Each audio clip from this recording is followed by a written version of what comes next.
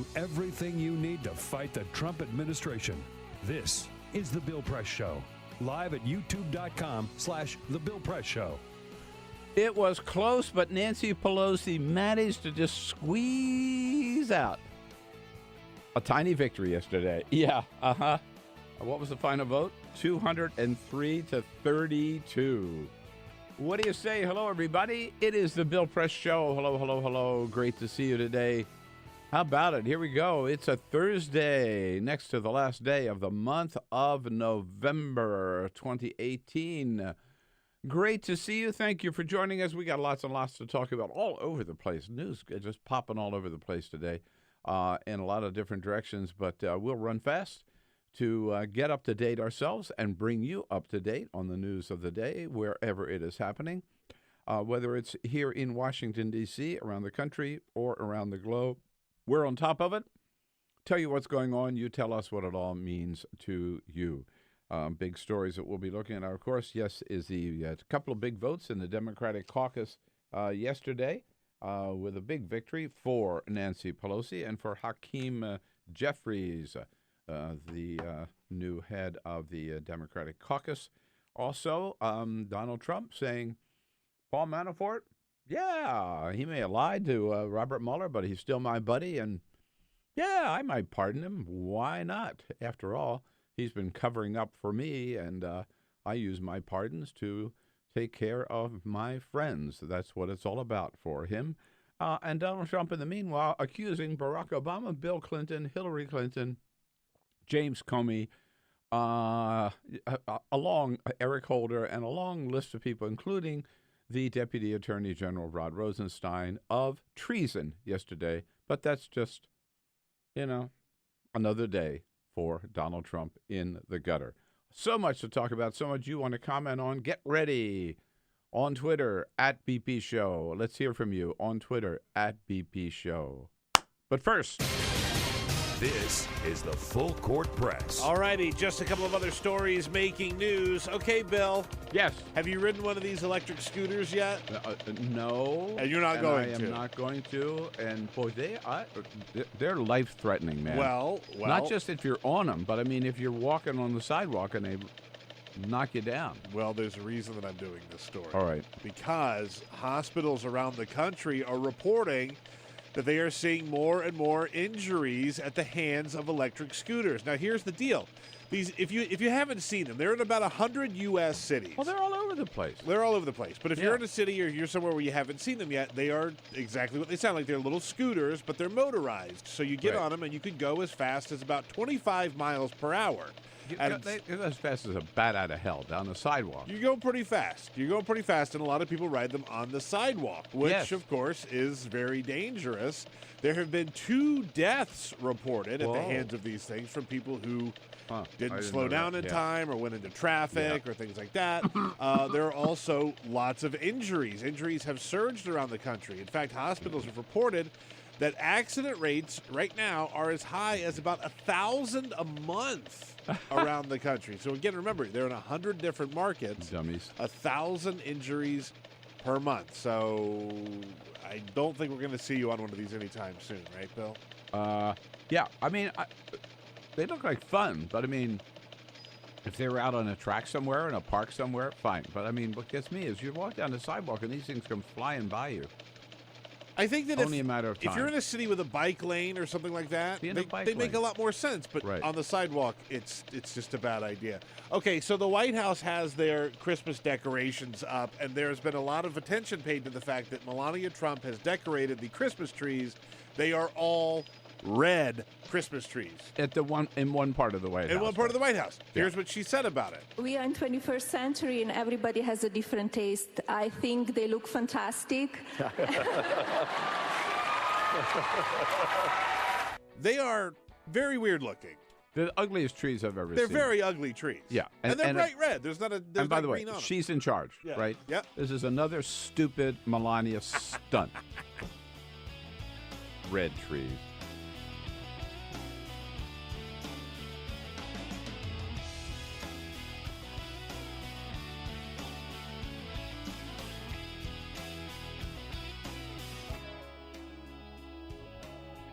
This is the Bill Press Show. Yes, indeed. Why should I not pardon Paul Manafort is what the president asked yesterday. Hey, after all, he lied for me. I'll lie for him and cover up for him. The Trump-Manafort partnership continues, undermining Robert Mueller every way that he can. Hey, hello, everybody. What do you say? Happy Thursday. It is Thursday, November 29. And here we are on the Bill Press Show, a special Thursday edition with lots and lots of news happening and lots of different stuff to talk about here in Washington, at both on Capitol Hill and down at the White House. The president is off in Argentina for the G20 meeting, where he's supposed to have a one-on-one with Vladimir Putin, who, of course, that's going to be a little dicey now that Putin has declared war on Ukraine and seizing Ukrainian gunships. He's also supposed to have a little tete-a-tete with the Crown Prince of Saudi Arabia, which is also a little dicey since our CIA says he is the man who ordered the murder of journalist Jamal Khashoggi. How the president handles all that, who the hell knows? But, of course, diplomacy is not exactly his long suit, nor is courage in standing up to dictators like this around the world. It's the Bill Press Show again. We are joining you online on YouTube, youtube.com/The Bill Press Show.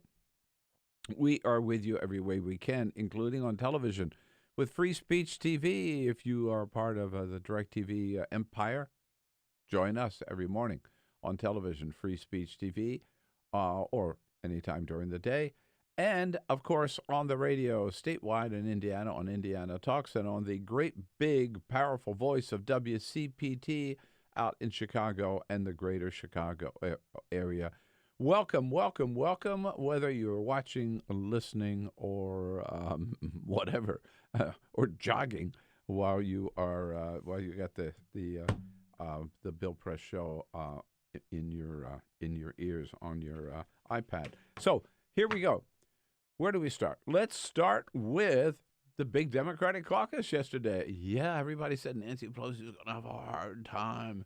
Yeah, right? Boy, she showed just what a brilliant strategist she is. She's been working that caucus, for the last year, certainly, first of all, trying to get Democratic control back of the House of Representatives, which succeeded in doing, winning almost 40 seats. It was 39 we checked yesterday. There's still one in the balance. It'll probably go Democratic as well. Leader Pelosi was rewarded for her efforts yesterday in a very lopsided vote. The whole effort to dethrone her fizzled. The final vote was 203 to 32, which is particularly significant when you remember that 2 years ago, when Pelosi was up again as minority leader, Tim Ryan ran against her, did a very credible campaign against her, got 63 votes. So the question was, is Nancy Pelosi's support really sinking every year that she is in the leadership? Hardly. They got only half as many no votes against her this time as they did 2 years ago, which shows, if anything, that she has just gotten stronger and stronger and stronger. Now the next vote is January 3rd, when every member of the House of Representatives has to stand up and voice the name of the person that they want to be the Speaker of the House of Representatives. For that, if everybody votes and nobody votes present, she will need 218 votes, so she still has to pick up 15 votes. She'll get them. If anybody is still unsure of whether or not Nancy Pelosi is the right person, I just want to play this clip from her yesterday. Let us just take a moment to dwell upon the fact that we are in the majority. Majority, majority, majority. And that's really the issue. That's really what's important here. You know, Yeah. Like Democrats now have the power back in the House. Thanks to? Nancy Pelosi. In large part to her, right. And I've quoted before Brad Sherman, Democratic congressman from San Fernando Valley in California, who said, hey, it's like baseball. You don't win the World Series, and the first thing you do is fire your manager, right? Keep the manager on for at least another couple of years, or at least another year, right? There was another important vote yesterday for the head of the Democratic Caucus, and that was a very close vote. It was a big challenge between two great members of Congress.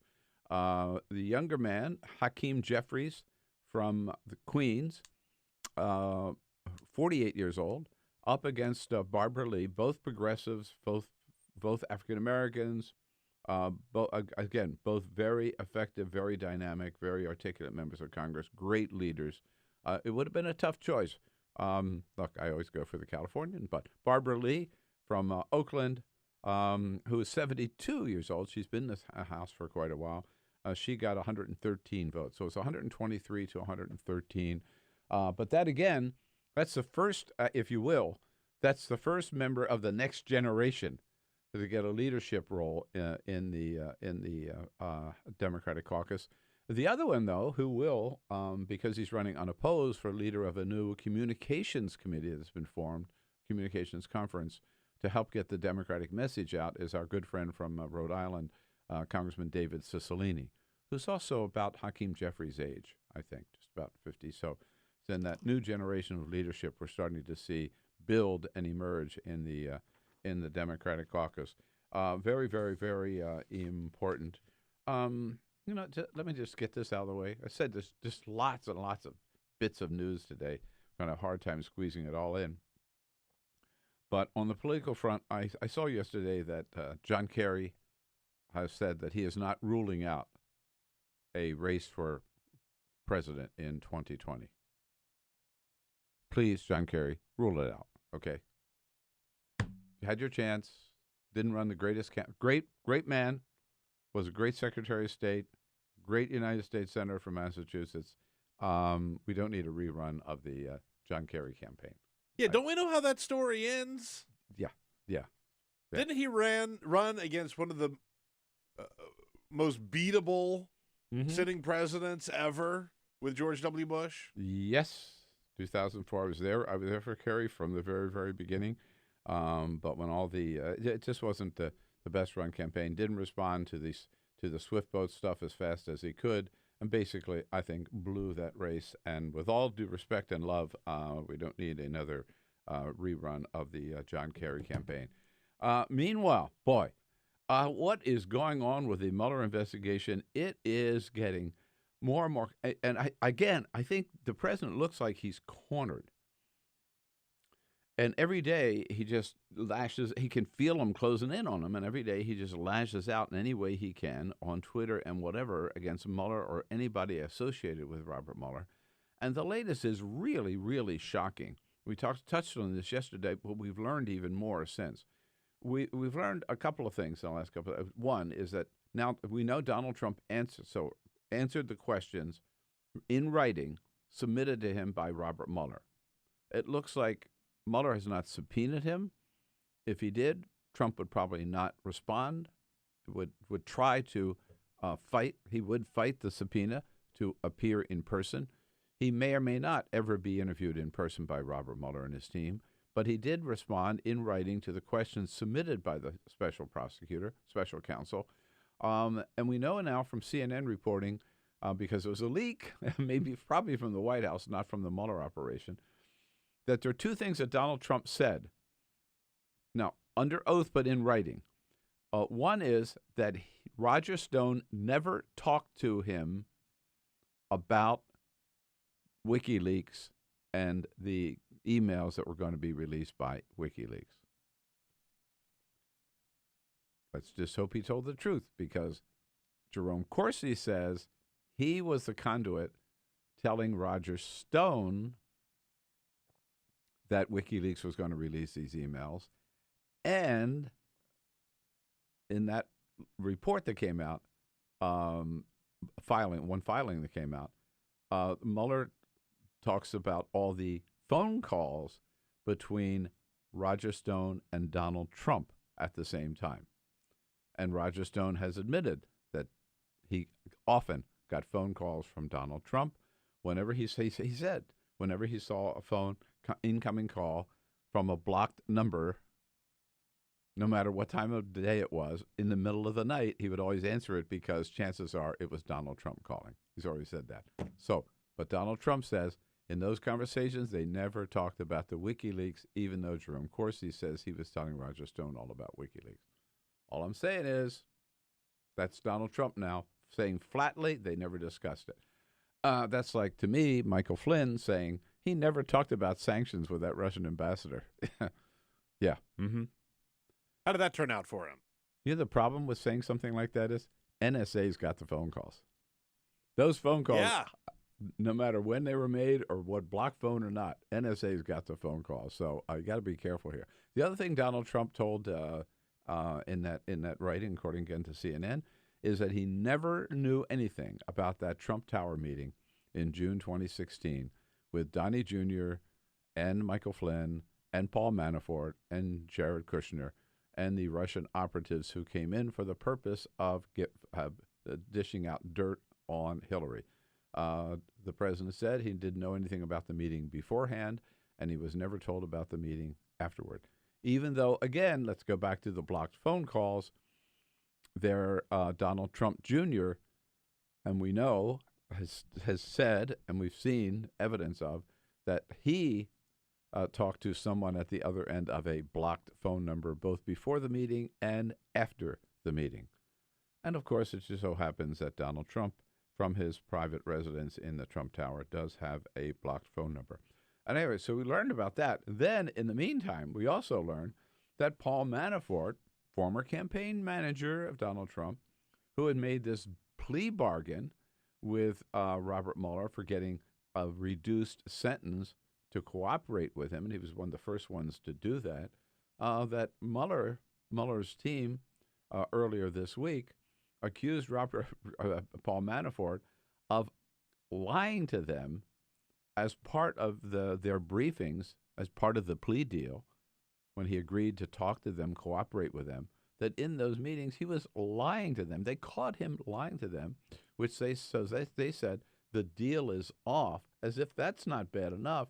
Then it came out the next day that Paul Manafort's attorneys were actually, they would leave the meetings with Robert Mueller's team, and Manafort's attorneys, Manafort would go back to jail, Manafort's attorneys would go to the White House and brief the White House on what the special counsel was asking Paul Manafort, who was supposed to be cooperating with the prosecutors in an investigation into alleged criminal activity or possible criminal activity by the President of the United States. So they were spilling the beans on everything the prosecutor was asking them. I mean, as Jeff Toobin, the legal analyst for, I'm sorry, I want to play that clip, but let me get to the next part of the story is. And then on top of that, Donald Trump yesterday, in an interview with the New York Post, was asked whether would you still consider pardoning Paul Manafort? A presidential pardon, again, for the guy who is cooperating with a special counsel in an investigation of Donald Trump, and then Donald Trump turns around and pardons that guy? No, he wouldn't even consider that, would he? No, absolutely. Donald Trump said absolutely. He would not take it off the table. He said, in fact, why wouldn't I pardon him? There's where Jeff Toobin from CNN comes in and says, I mean, this is so far over the line, it's hard to get your, mind attuned to it. This is egregiously inappropriate behavior on the part of the president. It is all but an encouragement to tell to Paul Manafort to stop cooperating, to don't get involved with Mueller, to take your punishment. I will take care of you later. It's egregiously wrong, but is it something that will lead to impeachment? I don't think so. No. Well, maybe not. But, I mean, clearly, we keep coming back to this. Obstruction of justice. Donald Trump has done everything he can in any way he can to interfere with the Mueller investigation. And again, as Jeff points out so eloquently there, I mean, here's your lead witness, if you will, against Donald Trump. And Donald Trump is sending him a message. Hey, baby, don't worry about it. You lie all you want. Do whatever you want. Da-da-da. Cover up for me as much as you want. You don't have to cooperate. You don't have to worry about going to prison because I'm going to take care of you. You know, If that's not the message, what is? Right? Well, it feels like the goalposts continue to move on whether or not Donald Trump is committing obstruction of justice, right? Because it's clear, I mean, I say that like in the eyes of the Republicans, right? Because we look at this and we can say that is obstruction of justice, to dangle that pardon out over somebody who is in the position that Paul Manafort is in. Looks a hell of a lot like obstruction of justice to me. Yeah. I'm not a lawyer. Right. But that looks a lot like it. If this was President Hillary Clinton, I think that the Republicans would absolutely be looking at this as obstruction of justice. Think they might have a hearing? Think they might have a hearing or 12. Yeah. So then, that's not all of it. Then, to make matters worse, if you will, I remember our guest Anisha Singh yesterday from the Center for American Progress used a great phrase, I thought, to sum up the Trump presidency, which is another day, another low. So yesterday, he didn't tweet this himself, but he retweeted an image of leading public officials, let's say, critics of Donald Trump, behind bars. And the legend on top of it was, here it is, now that Russian collusion is a proven lie, when do the trials for treason begin? That's a headline over the image of these people behind bars. The people behind bars include Barack Obama, Bill and Hillary Clinton, Eric Holder, Kamala Harris, by the way, James Comey, Rod Rosenstein, who is the acting Deputy Attorney General. That's my favorite. That's my favorite. And Robert Mueller himself, of course. And there are a couple of others there. I forget now. But anyhow, what Donald Trump is saying, they should be behind bars and they should be on trial for treason. What? I mean, for a president to accuse a former president, two former presidents of treason, and nobody sees anything wrong with that, and these Republicans don't see anything wrong with that? I mean, it is so, again, egregiously inappropriate, if I can borrow the phrase from my good friend Jeff Toobin, that it just boggles your mind. And, of course, they've not been charged with any crimes. Yeah, Paul Manafort has. So has Michael Flynn. And so have 33 others by Robert Mueller so far. And of course, it's not over. It's not over yet. Another day, another low, indeed. Oh, where do we go from there? How about more people defending Donald Trump's use of tear gas? So we learned that, by the way, the New York Times reporting this morning a whole list of constitutional scholars who point out, international law scholars who point out that, in fact, our firing tear gas across the border at anybody, but at women and children across the border, is a violation of international law. Here it is in United Nations Charter, Article 2.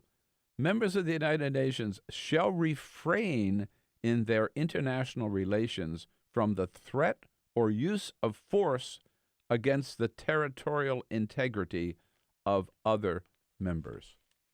Unless, of course, that other country is conducting an armed invasion of your country, you do not fire anything into the territory of another country. But we heard Lindsey Graham yesterday say that the president had no choice, right? He had to use the tear gas. We've heard Donald Trump defend the use of tear gas. And now, if you live anywhere where there's a television station owned by Sinclair, you're going to hear the same message from your local television station, hiding under the name of the local station when, in fact, it's owned by Sinclair. And part of the deal with Sinclair Broadcasting, as we know, is that Sinclair every once in a while puts out a little piece of video or maybe a commentary, political commentary, that the local stations have to run. They've now been provided a 2-minute commentary by former Trumper Boris Epshteyn. He ended up in the White House, didn't he, for a short while, Peter, I think? Or he was in the I know campaign. he was a big part of the transition team, and he was part of the campaign. I'm not sure if he ever made it to the White House. But he's their so-called chief political analyst. So Sinclair sent out this clip telling the local stations they have to run it, in which Boris Epstein says, among other things, quote, "The fact of the matter is that this is an attempted invasion of our country," which is exactly the language, of course, used by Donald Trump. You've got to wonder if that commentary was written by the in the White House and sent to the Sinclair Broadcasting to send out to their stations. We're glad of one thing, that the NFL is finally getting its act together. Oh yeah, boy, how does that add up? So, Peter, you're best to tell us the story, I guess. But so Ruben Foster, 49ers. We won't mention what university he played for. We can mention it. He played for the University of Alabama, which I'm very fond of. And he was a great football player for them, and then went on to get into some serious trouble. He had multiple, at least twice, maybe three times. Yeah, but of domestic violence, right? Yeah, domestic violence. And the 49ers did the right thing, right? They cut him loose. Cut him loose and said, "Nope, we cannot tolerate that. You're off the squad." Yeah. How long did it take before another football team picked him up? Not long. Not long. And sad to say, it's the Washington football team. Yeah, he's coming here to Washington. This is pretty remarkable that, how long has it been since we talked about the Ray Rice story, Bill? They haven't learned. No, nobody's learned anything. No. Nobody's learned anything. And, look, I don't want to put this on the Washington football team, even though it's a bad move on their part, I think. It's the NFL. This is an NFL problem. Absolutely. This is an NFL problem. But, look, I'll just say this about the Washington football team. There was another football player who got in trouble for abusing his children, Adrian Peterson.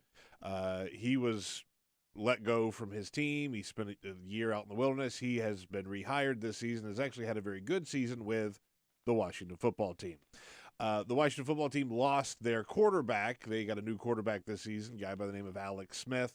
He got injured very badly, and so now they have their backup quarterback playing. So they need a quarterback, which is the position that Colin Kaepernick plays. And instead of getting Colin Kaepernick, they went and they found a washed-up, very old, retired quarterback by the name of Mark Sanchez, who was very bad even when he was in the NFL. So they went and they got him. And now this with Ruben Foster, it's just not a very good look at all. No, and I understand what I believe what they're saying is, okay, so he hasn't been convicted yet, right? I mean, he's up for trial. Yes. So they're saying if he's found guilty, then they won't take him. But they did sign him up. He's on the team. He's on the team. Yeah. Right. With that accusation, they signed him up on the team. Why wouldn't they wait until after they know the facts? Because they're not going to get any blowback on this from the NFL. The NFL doesn't care. If you look at the other owners of the NFL, I'll bet you they'll all line up behind Dan Snyder. Look, this is not by no means at all. This is a defense of this, but every NFL team has a situation like this. And that's the problem with the NFL. Every NFL team has a player, at least one, that has a problem with their record. And domestic violence is a very common one in the NFL. Yeah. There's just no other way to put it.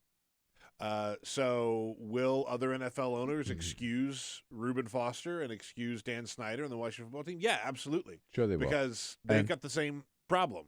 And so will Roger Goodell, which is why they pay him $200 million a year. That's right.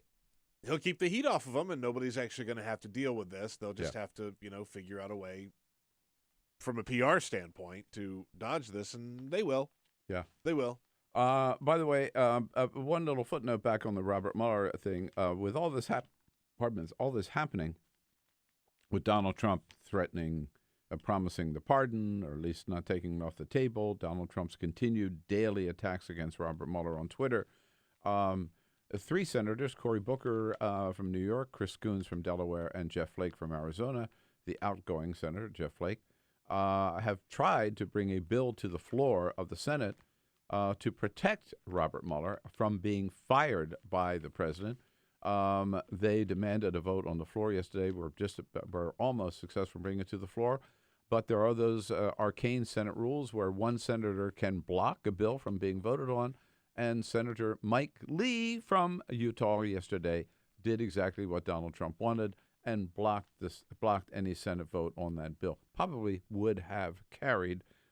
Jeff Flake and Cory Booker both speaking out about that. Here's Senator Flake.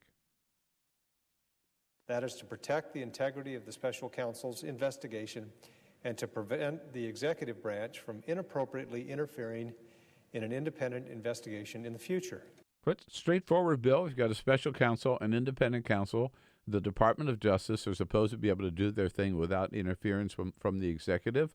Again, not even any vote. Cory Booker. This bill, again, is about ideals we all are aligned with: independence, integrity, and the ability of a special counsel and future special counsels to do their job effectively without interference from a president. But in this case, Donald Trump had Mike Lee to run interference for him in the Senate. Looks like that means there will be no vote, no legislation to provide Robert Mueller that extra level of protection between now and the end of the year. Great lineup of guests today. We're going to start out with Yvette Simpson, who's head of the great organization Democrats for America, making a big difference in the 2018 midterms. Former Congressman Chris Shays, you may remember him, a former Republican member of Congress from Connecticut, will be joining us also top of the next hour. And then we'll be joined from Daniella Gibbs-Leger, who's the Senior Vice President for Communications from the Center for American Progress. And, of course, all of you, our guests, send us your comments on the news of the day on Twitter at BP Show. We'll take a quick break and be right back. This is the Bill Press Show.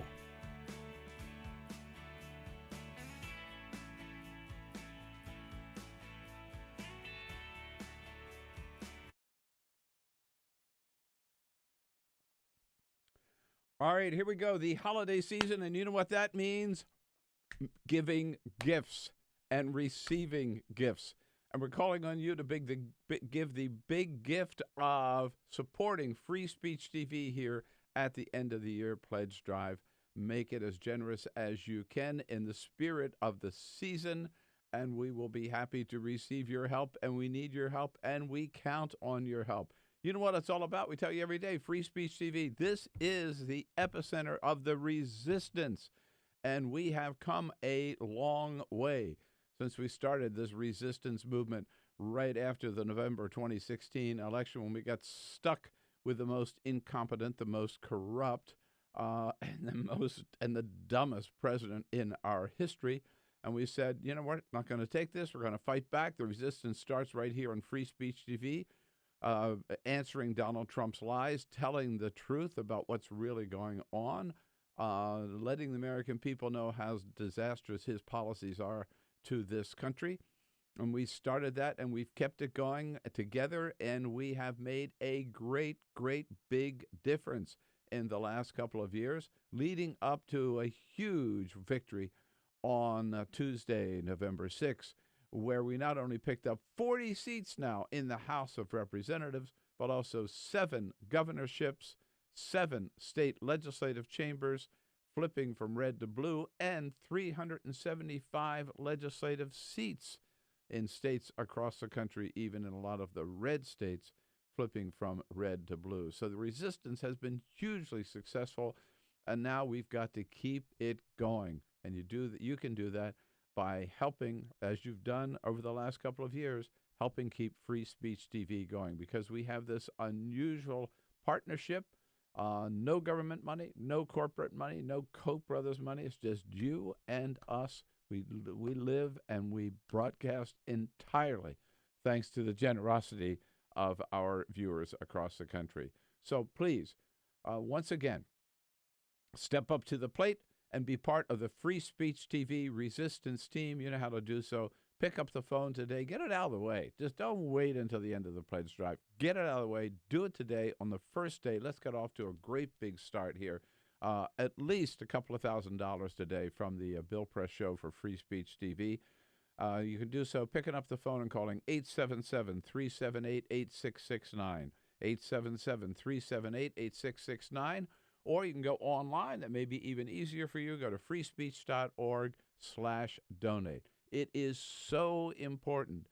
I mean, this country would be going to hell in a handbasket if it were not for the resistance. We are the resistance. We keep it going. You are part of it at Free Speech TV. Make your pledge today as generously as you can, and we thank you.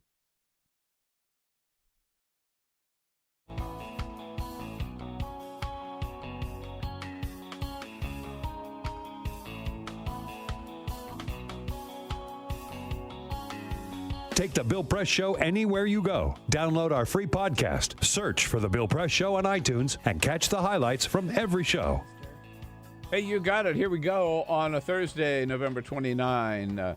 It is the Bill Press Show. We are joining you everywhere in this great land of ours, on the radio, on television, and online. Of course, thanks so much for joining us as we boom out to you from Washington, D.C., our nation's capital, and our studio here in the heart of the action on Capitol Hill, where we're brought to you today by the American Federation of Government Employees, the good men and women of the AFGE, under the leadership of President J. David Cox. They're the ones who keep our federal agencies running day in and day out, not only here in Washington, but all around the country. We salute them for their great work, their dedicated work, and for their support of the program, of course. Direct you to their website to find out more at afge.org. So the resistance is strong. The resistance certainly made a big difference on November 6th, and the resistance continues on the part of lots of great organizations, none stronger or better than Democracy for America. That's the organization formed by Governor Howard Dean, presidential candidate Howard Dean, former DNC chair Howard Dean, and a good friend of mine, now led by, or incoming head of Democracy for America, Yvette Simpson. Yvette, good to see you. Thank you for having me, Bill. Congratulations for moving up into that role. Yeah. Quite exciting. Very exciting. You take over when? January 1st. Uh-huh. And so we're in transition now. So we'll spend the better part of December getting the team ready, because as you know, elections start the day after the last election. So we got a lot of work to do to prepare for 2019 and 2020. Particularly, again, in those red states, hoping to turn them as blue as we can, or pick up kind of maybe blue spots. And Indeed. And none more important than your home state of Ohio. Ohio, the great state which of is Ohio. a mixed bag for Democrats at best. That's one. If the blue wave hit in several states, didn't quite make it into Ohio, did it? It did not. We had great years in 2008 and 2012. The last two cycles have not been the best. But Ohio's bracing for a comeback, I think. So we'll see what happens in 2020. We're counting on that. Yes. No, the governor's race didn't do so well, but then again, you've got Sherrod Brown. Yes, Sherrod who comes has out been stronger than ever, it looks like. Huh? Sherrod is just so consistent, and he's our guy in Ohio, and he's just been great for the party. I think the challenge is the state is very, very diverse. We've got a lot of rural counties. We've got 88 counties in Ohio, and so we are not seeing that same victory when statewide races, and so it's a real challenge. We did win Ohio Supreme Court seat, though, which was really, really unique. First African-American female to win that, and the first African-American female Democrat to win statewide in the state. So it was a really big deal. Wait, I want to come back. You have 88 counties in Ohio? 88 It's counties. Not that big a state. There's a lot of counties. I mean, I'm from California. We got 58 It's in the a lot whole of state counties. of California. And all very diverse in their own way. Yeah. Right? So you have Hamilton County, which is, of course, the county that makes presidents for the most part. And then you've got counties like Lorain County, or you've got like very, very diverse counties upstate, like where Portsmouth is. And so we've got a lot of farmers, we've got a lot of industry, and then we've got the big cities like Franklin County, where Columbus is, and Cuyahoga, where Cleveland is. And so I think the victory for Ohio looks like making sure we're not only winning in those very, very dense and urban cities in those counties, but also winning in those more diverse, like rural counties where there are a lot of people, but their viewpoints might be a little different. Ohio got a body blow this week with an announcement by GM, yet another auto plant closing in Ohio. Yes. The president insists that he's pissed off about this, and he talked to Mary Barra, and he thinks they're going to get some of those jobs back. We will wait and see. I know that Sherrod has been really he promised vocal that about in last year, 2017. Remember, he said, "Don't sell your homes, don't move. Those jobs are all coming back." You know, the auto industry has been so important to Ohio and Michigan. This is a major blow for our state. And so I watched Sherrod. Sherrod is all over this. And we are going to work as hard as we can. I mean, it's a big deal for our state. And so I don't know that the president's going to be able to deliver on this one. We will wait and see. But I do think there's a lot of conversation about the failure there, right? Big promises about tax cuts that were going to cause an increase in jobs like that. And this is a lot of jobs going to change our state in not so good ways in the future, fortunately. So how long before Sherrod Brown announces that he's running for president? No comment on that. No comment on that. You know, it's always been a bittersweet conversation around where Sherrod's going to go because we really need him in the state. And, you know, he has such a great command in that Senate, and he's just such a powerful voice for Ohio that we've always, like, whenever his name comes up, cycle after cycle, we have this, like, we don't want to let him go. So we'll see. But I know that he's considering it. He's been open, not trying to play games, saying that he is seriously taking a look at it and will be over the holidays. I just want to jump in here really quick because you were just talking about General Motors. Donald Trump tweeted about General Motors this morning. He says he's also tweeted about the witch hunt and all that stuff. But just on the General Motors front, he says General Motors is very counter to what other auto and other companies are doing. Big Steel is opening and renovating plants all over the country. Auto companies are pouring into the U.S., including BMW, which just announced a major new plant. The USA is booming. That is according to Donald Trump. He had another tweet about tariffs just a couple moments ago as well. I'd like to see the list of all the new steel plants that are opening all over the country. You could put that probably list alongside of all the new coal mines that are opening up in the country. Only we live in the world that Donald Trump lives in, but it's not reality. It is not reality, no. No. You know, we'll see it. We'll see. We'll see. I'm afraid we do live in the world that Donald Trump lives in. So aside from what we were talking about with some success but not a lot in Ohio, you must have been happy with November 6th, the results, huh? Very excited. DFA made some really strong, I think, endorsements and supported some amazing candidates and delivered big wins. And so we're really excited. There's been a lot of talk about the amazing women that we supported this year, from Alexandria Ocasio-Cortez, Ayanna Pressley, Rashida Tlaib, Ilhan Omar, Deb Haaland, Johanna Hayes, Lucy McBath, two amazing wins in California with Katie Porter and Mike Levin. You know, DFA doubled down this year on what we know, which is if you have strong candidates who are putting forward bold, inclusive, populist agenda, and they are organizing on the ground and getting people to vote, we win. And we did that in blue areas and we did that in red areas. And so we're really excited about the future because doing more of that and identifying these amazingly talented people who might not necessarily be on people's radar, who are going to change Washington, is just a part of our agenda going forward. How'd you find them? You know, our members are a really, really big part of how we find out about candidates. And we have also great partners. But, you know, the individuals that we're talking about, Ayanna Pressley has been, I think, understated and underestimated for a very, very long time. And there were a lot of people who thought we shouldn't get into that race. And we said, no, she's the person that should represent that district, supported her. And, of course, not disappointed. Rashida Tlaib is an amazing advocate and organizer. And so you'll notice the thread from the four women that I noted first. They're all organizers. And so this idea that we can get these amazing organizers, and what happens when you make organizers electeds, and the inside-outside approach to moving government. And so we are going to be identifying those people again, people who have been working in the movement for a very, very long time. And what happens when the movement, right, becomes electoral. And so we're really excited.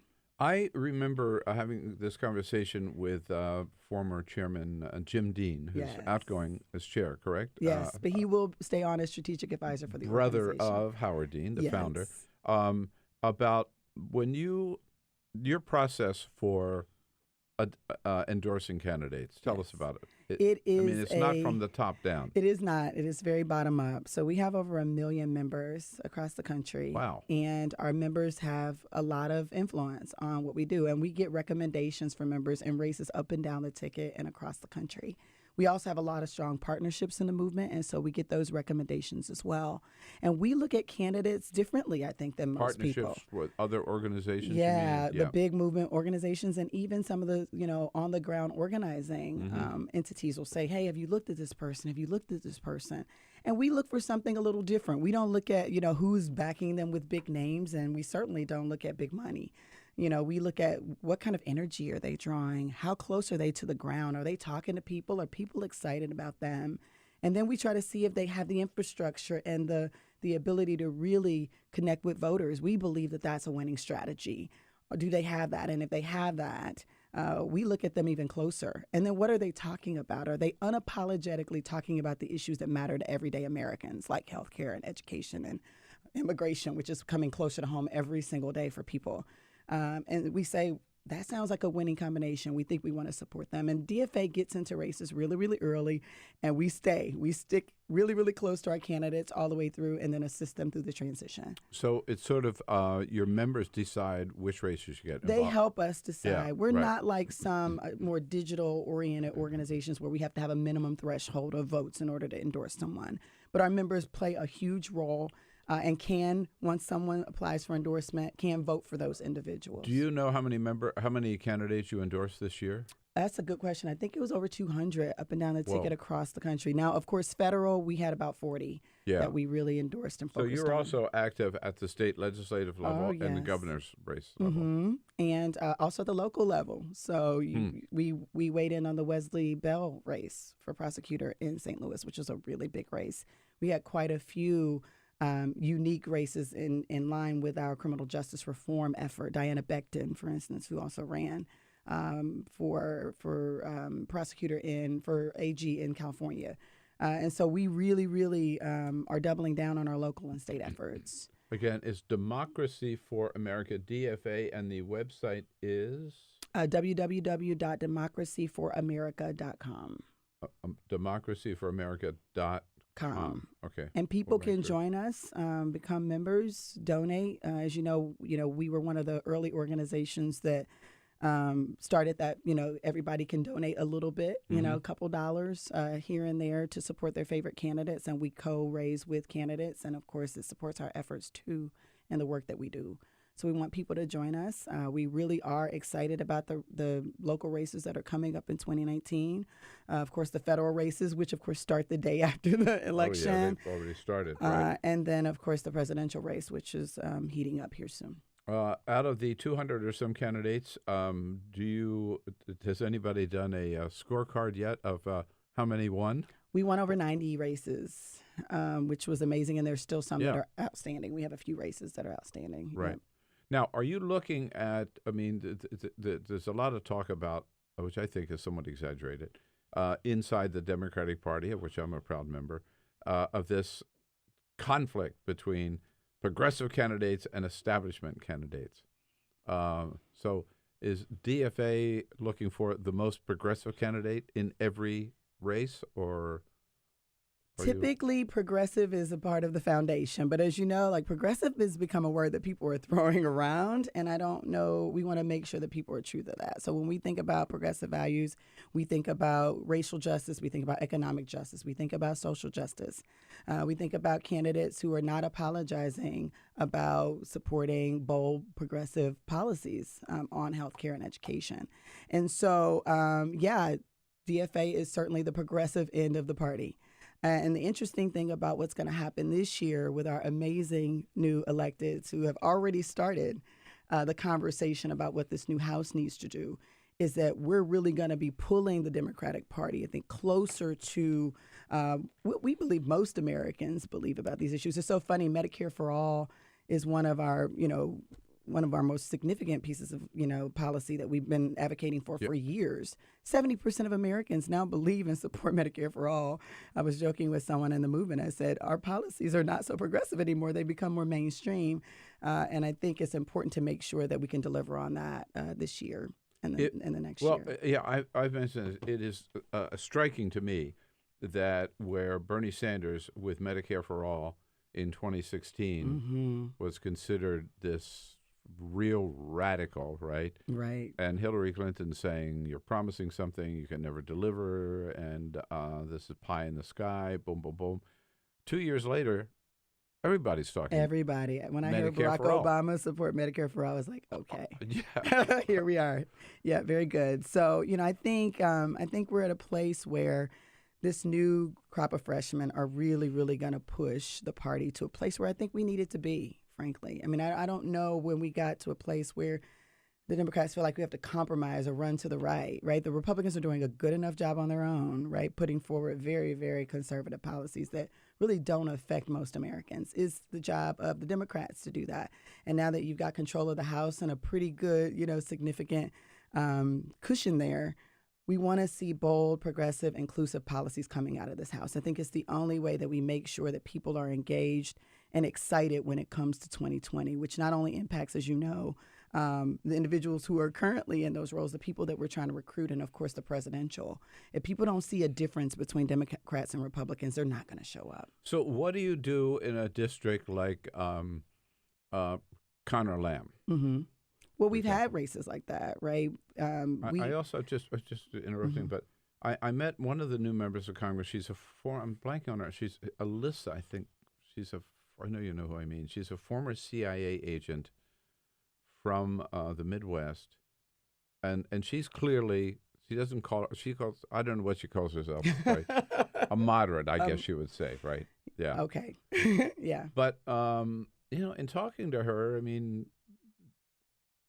Alyssa Slotkin, right? Yep. Yeah. Yep. Good person. I think she's a good member. Right. And she's saying, in my district, if I were too far out there, I couldn't win. That's not true. Like we believe that, well, it depends on your tactic, right? So DFA's tactic is to expand the electorate. That if we engage people who don't traditionally vote and we give them a reason to vote, that we win every time. Even in those districts, right? Because what they're counting is likely voters. Right. And what DFA says is likely voters are all voters, right? As long as we engage them. So we were able to win, for instance, in Lauren Underwood's race, which is the average income is over $100,000 a year, Naperville. Very wealthy, very conservative district. We were able to win Lucy McBath's race in Georgia, over $100,000 the average income, very conservative district in Georgia. And so I don't believe that. Look at California. People are talking about the shift that happened in California.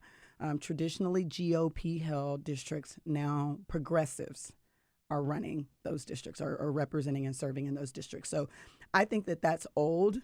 I think we need to throw out the old rule book. I think we need to look at the electorate and say who lives in this district and who is eligible to vote. How do we get them registered? How do we eliminate the barriers and voter suppression efforts that tend to happen in those districts? How do we excite those individuals so that they want to show up and give them something to believe in? And I think we win every time. Right. So you're saying that with the right foundation and groundwork, right, that progressives can win in every district. Right. And so what we used to say, at every level. At every level. Because, again, when we talk about what people see as likely voters, people think that the strategy is to move people from red to blue. We think that the real strategy is to move people from non-voting to voting. And if we do that, we win. And so I think that's challenging because the work that it takes, the amount of organizing, the amount of, connection to your community that it takes to engage millennials, to engage brown and black people, immigrant populations who don't traditionally vote, it's real work. But that's what democracy is about, right? And so, I love we're Democracy for America, and we would, part of our name is everybody votes, every vote counts. If we continue to do that, expanding the electorate work, there's no district I don't think that we can go after, especially if we can't go after, especially if we eliminate some of the voter suppression stuff that we're seeing, all across the country. Right. Well, but that means a 24/7, never day off kind of work, right? I mean, you cannot wait until election season to do this kind of work. Absolutely. And that's why, again, identifying individuals who already have those connections, who are already committed to that work. I'm a former elected myself. I served in Cincinnati as an elected for 6 years, president of Cincinnati City Council. And the idea that the election starts on a certain day is a fallacy. Every day is a day for you to engage with your constituency, making sure you're serving them. And if you're accountable to them, then you win, right? If you're accountable to them, they're with you. And so it's a different phenomenon, and I think it's an important one for the Democratic Party because these are our voters, and we've just left them on the table time and time again. And so, our strategy, of course, is to expand the electorate and make sure that everybody votes. Which is great. I mean, that's a great approach. I love that. Mm-hmm. So we've all of us, not a total victory on November 6th, but we can still be very proud and happy for the wins that we got. Yeah. Where do we go from here? Well, I mean, I think we look at the map, right? And so our work will be, as we prepare for our transition at DFA, is getting our team together in December and talking about what the next 2 years looks like. I think the map looks different than maybe it might have looked 2 years ago when we think about not only the races that we won, but the races where we weren't supposed to be close. And they were like, the margins were razor thin. And are those places where we can play again with the same candidate, if they're willing, or where we play with a different candidate? And I think that's really, really significant. We're going to be looking at different and non-traditional candidates. And that looks like organizers, or that looks like in some places activists. That looks like people who have been working in the trenches. Johanna Hayes was a teacher, National Teacher of the Year, and she's now in Congress, right? We've got nurses. Lauren Underwood's a nurse now in Congress, right? Alexandria Ocasio was a substitute teacher and a bartender. So we're going to be looking for unlikely people who might not have thought about it. I think Johanna Hayes is going to be one of our biggest advocates on education policy reform. Lucy McBath, her son Jordan was murdered. She's going to be totally relentless and amazing on gun reform because she's experienced that. And so our work will be, let's look at the map. Let's see where we want to play. Are there candidates and amazing energy around people in those areas? Is there an electorate that's been suppressed? Are there people who we can definitely get out to vote? And we work with organizing partners on the ground to do that work. And again, it's Democracy for America, and you can't just hear about it. You can at least, Absolutely. Maybe you could, but we encourage you to do more than that, to sign up and get involved yourself and make a contribution wherever you can at democracyforamerica.org. We just have about 30 seconds. .com. So, .com, democracyforamerica.com. And thank you for that. So who's the horse you're riding in 2020? Have you picked anybody yet? We have not. So we are in the process, and we're really excited about this presidential race. We're in the process of getting all of the potential candidates before our members. And we're going to be talking to them several times over the course of this next year or so because it's a very big pool. It's very different. There isn't like an anointed and appointed candidate this time. We don't want an anointed We do candidate. not. That's right. And so it's going to give us an opportunity to engage with them. My unsolicited advice for free is take your time. Yes, that is take true. your time. There are a lot of good people out there. Take your time. Sign up, democracyforamerica.com. Thanks, Yvette. Thank you, Congressman Bill. Chris Shays coming up next here on the Bill Press Show.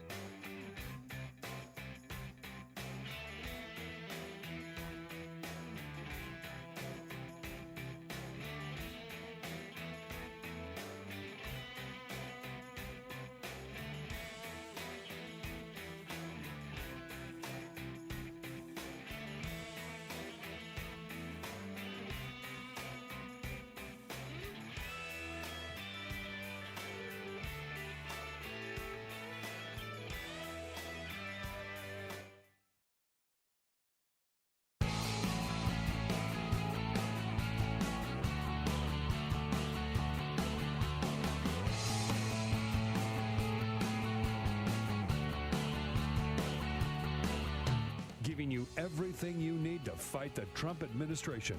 This is The Bill Press Show, live at youtube.com/The Bill Press Show.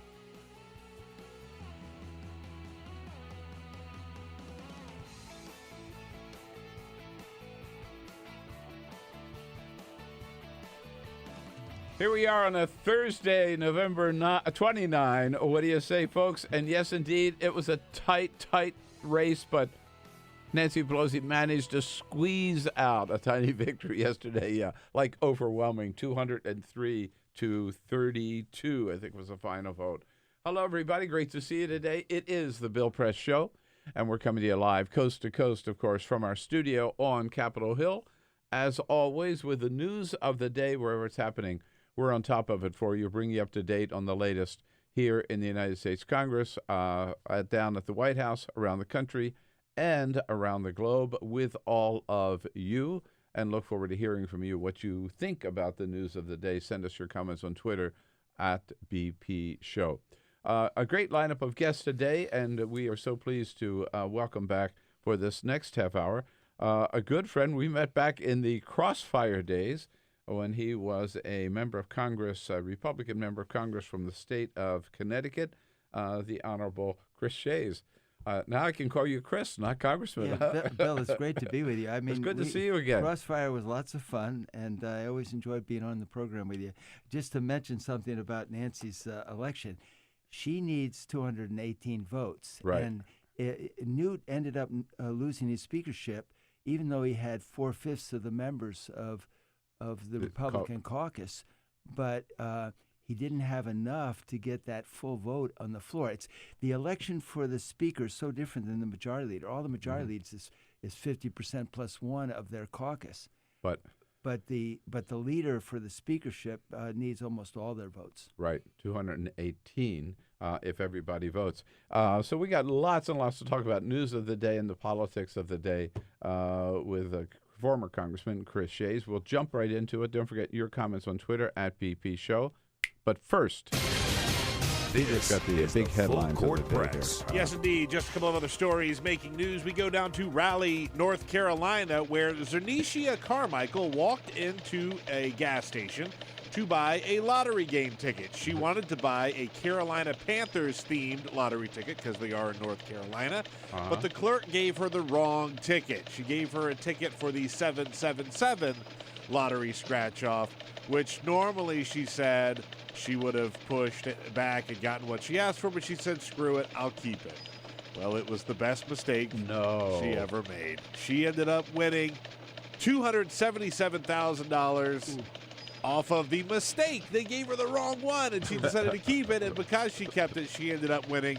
At the end of the day, she's going to take home just about $200,000. She said she really, really needed a new car, and so that is a problem she will no longer have. I hope she remembers the clerk at the 7-Eleven or whatever. Yeah, right? Thanks for screwing that up. Yeah, absolutely. So we come right back here to Washington, D.C. We have a lot of embassies and consulates here in Washington, D.C. There's Embassy Row, of course. Well, there is a neighborhood advisory panel in Washington, D.C. that decides what these streets are named. And in Foggy Bottom, just outside of the Saudi embassy, they have proposed renaming the street in front of the Saudi embassy. Can you guess what they want to rename it? I hope they're not going to name it Mohammed bin Salman. They want to rename it Jamal Khashoggi Way, Ooh. right in front of the Saudi embassy. Now, this is not a done deal yet. How they do we are sign working. on to that? I'm so in favor of this. This is not a done deal yet. They have to vote on this measure. It has to be approved by the D.C. Council, as is the case with all local legislation. But they are pushing to make this happen. And boy, I really hope they do. That would be such a well-deserved rebuke, right? Totally. Yeah. Let's hope it happens.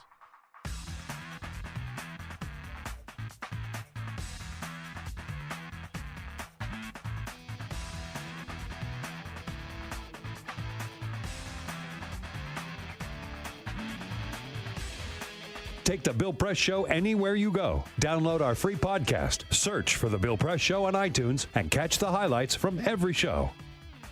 Pardon Paul Manafort? Hey, why the hell not, said Donald Trump yesterday. After all, he was good to me. I'm going to be good to him. At least he said he was not going to take the possibility of pardon off the table. Well, you may call it obstruction of justice. It's just another day for Donald Trump. Hello, everybody. What do you say? It is the Bill Press Show.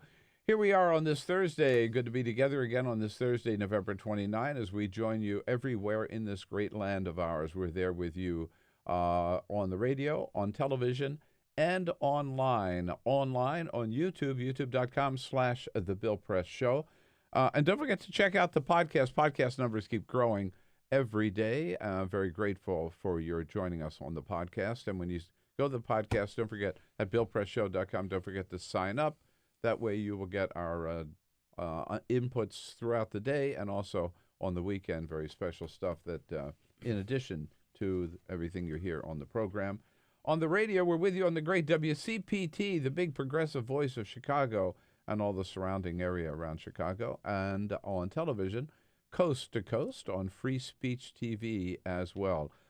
In studio with us from now state of Maryland, former Republican congressman from the state of Connecticut, our good friend Chris Shays. I mentioned a little earlier, we got together first time when I was co-host of Crossfire there with Bob Novak and Pat Buchanan and the whole gang. Great fun. And Chris was a frequent guest on the show. They were back in the Clinton years and the Monica Lewinsky days. They were not the good old days, but it was a different time. Well, when I say the good old days, at least Republicans and Democrats talked with each other. We would play basketball at 4 in the afternoon. We were like kids. And, I see my colleagues walking around now and their shoulders are drooped. They have no job satisfaction. With Bill Clinton, we balanced the budget. We had welfare reform. 4 years of no deficit spending. And it's such a different place now. If a Democrat and Republican get in the car together, they think they're being bipartisan. I mean, so when I say the good old days, that's what I mean. I mean, we had some real big problems, obviously, but at least we were talking with each other. Are you still a Republican? I am still a Republican. I voted for Hillary Clinton, even though I thought she was very flawed, but I thought she'd do a good job. She was an excellent senator. When I was chairing the National Security Committee and we had hearings up in New York, I'll never forget it. We had hearings about the illnesses that the workers had, and we were the first committee to have hearings and basically the only one. And so a lot of my Democratic colleagues appreciated that we had a hearing in New York. And where so many of those workers of the first responders at 9/11 suffered really serious, very serious. Yeah, and so it was a very serious and important hearing. Senator Clinton came in. She didn't act like a senator. She waited her turn. She pulled me aside to say, just fill me in. What do you think is? And we had a nice conversation. She was respectful of the House members, and I thought, and as my wife says, women do their homework. She does her homework. Yeah, she would have been a good president.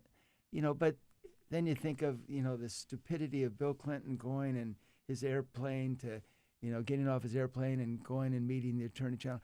I think that killed her right there. I think people finally said, I can't have the Clinton, operation in the White House. What do you think of the Republican Party today? Basically, it's non-existent. The party has, had a slow and painful death. I mean, when I won in 2006, I was the only Republican in all of New England. Then I lost in 2008, no Republican. So we're definitely a regional party. But I'm sorry, were you only there for one term? I thought you were there longer. I was there for 21 years. Oh, 20, I'm sorry. Yeah, and I was elected in 87. I got it. But I don't want to misinform your audience here. I misheard you. Yeah. But I won in 06 and was Nancy Johnson lost, Rob Sims, both Republicans. Got it. So but I was at that point you were the only Republican, all of New England. Yeah. And now they're none again. Right. But it's so the Republican Party. let me just back up a second and say Donald Trump is, I said this on TV and my daughter called me up right away. I said, Donald Trump is everything my parents taught me not to be and everything we teach our daughter not to be. Immediately got a phone call, said, Dad, I'm 36 years old. Can you say taught? But he is. He's everything, I was taught not to be and everything we taught our daughter not to be. When he was talking about how he could, have a pardon here, I was thinking, well, God, that's one of the few times he's been honest. Sadly. Yeah. But I mean, it's just. I fear the man. I fear what he's doing. And you ask if I'm a Republican. I'm a Republican because I don't want to be a Democrat. But we could talk about that some more. But as you say, there's not a Republican, one single Republican member in all of New England. In California, right, where I come from, there are only about 8 or 7. There are now 46 out of 53 congressional seats. 46 Democrats, all 7 districts in Orange County, California, which you and I both knew as Ronald Reagan country, John Wayne country. Conservative. All 7 are now blue. So 46 and only 7 Republicans in the entire state of California. So nationwide, the Republican Party is hurting. Why? And I think you'd have to say Donald Trump. Donald Trump is a good reason that. So why? Well, what people don't understand is why aren't more Republicans speaking out against where Donald Trump is taking the party? About what's happened to the Republican Party. Yeah, the Republican Party used to have a base when I was running, where the women got out the vote and the men raised the money. In the Democratic Party, the labor groups get out the vote, and they still exist. But what happened is women went to work, as they obviously wanted and should. Then the party just began focused on, let's find people who have lots of money to run. So we didn't have any ground game at all. That's the political side of it, the operational side. On the political side, what do we stand for? But I can ask, what do the Democrats stand for? I mean, I really don't know what either party stands for. What's happened is when Republicans won in '94, we went after the Blue Dog Democrats, who were the centrist Democrats. When the Democrats went after people like me, the centrist Republicans, the moderate Republicans. So the American people are, the bell curve, if you're liberal to conservative, most Americans are somewhere in the center of the political spectrum. You could argue they're just right of center, but whatever, they're in the center. In Congress, it's a carved out bell curve. It's an upside bell curve. There's no one in the center. There's no one. I loved representing this district that was a competitive district because they expected me to be in the center, and that's where I wanted to be. But now the way districts are drawn, both by Democrats and Republicans, you just have to appeal to your own party in your primary. So now let's get to the issue of Trump. And Trump's style is to conquer and divide. You're either with me or against me. Totally. You can't even be mostly with me. You have to be all with me. Well, in my judgment, he's pushed the Democratic Party far to the left. He's pushed the Republicans far to the right. And the amazing thing is, if I told 1 or 2 of the lies that he tells, I would have been voted out of office. He's told thousands, and it's almost like it doesn't matter because he's told so many. Totally. But I think people, at least now, I can't speak about California, but I can speak about the Northeast. The Northeast, we are pretty, I think, sensible folk. I mean, we look at facts and we judge them. And I remember having the town hall meeting on impeachment, and there were 6,000 people who tried to get in a room of 1,200. But we started at 7, ended at 2. I remember that town hall, right? Well, the thing that all my colleagues around the country said to me the next day when I was back in Congress, people were so respectful of each other. And I said, welcome to a New England town hall meeting. So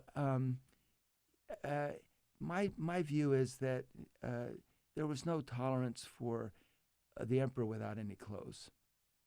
Well, why don't more Republicans, again, I come back to my question. Now we'll get to that part. Why is it that they have to see what Donald Trump has done to their party? Okay.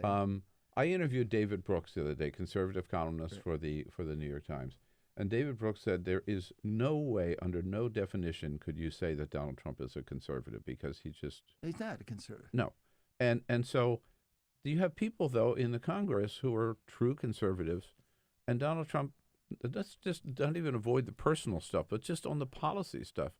He's 180 degrees from where the Republican Party used to be on things like. So we'll talk about that. But why do Republicans just bend over and never criticize him and go along with everything he says or does? So now let's think about it. You're a Republican, and you want to get renominated so you can run and appeal to the vast majority of people.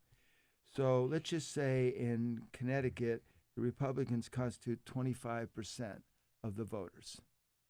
Now let's just say 1/3 of them, let's just say for the sake of it, 12% of the half of the Republicans vote in a primary, and then let's just say you've got a race where you got to get these 12% of the voters to vote for you, and 6% vote against you. So my point is, in my entire district, 6% of the people can prevent me from being the Republican nominee. And what used to be, you used to appeal to your party, but you didn't have to go way over to the right or way over to the left in the Democratic Party. And then in the election, you could then speak to the vast bulk of your constituents. Well, that can't happen now. Think of Mark Sanford. Now, Mark Sanford made a huge mistake when he was governor. Right. But he came back and said, I was given a second chance. And he used the second chance well. And he's such a decent, wonderful man. Well, he said one or two things that were not favorable to Donald Trump. And a week before By the way, they weren't that harsh. No, they weren't. I mean, no, he dared criticize Donald Trump on a couple of issues. Just on a couple. Yeah. Okay, so Donald Trump jumps in and causes his defeat in a primary. Now, what is the lesson to all the other Republicans? Don't tread on me. Don't tread on Donald Trump. So, I mean, it's not a good thing that I'm saying in order to win, you had to kind of play that. And I don't think you can play it. I would have lost. Because I would have been outspoken critic. I wouldn't have gotten the nomination. Now, I would love to. You would have been primaried, as they say, right? No doubt about it. Probably. And I would have lost the primary. Probably Donald Trump would have supported your primary opponent. Yeah. And I maybe could have won, but, primaries are hell. Yeah. Right. And the thing is, in a primary, to be a Republican, you have to be pro-life and you have to be against any gun legislation. I mean, sensible gun legislation. Not banning guns, but just some sensible stuff.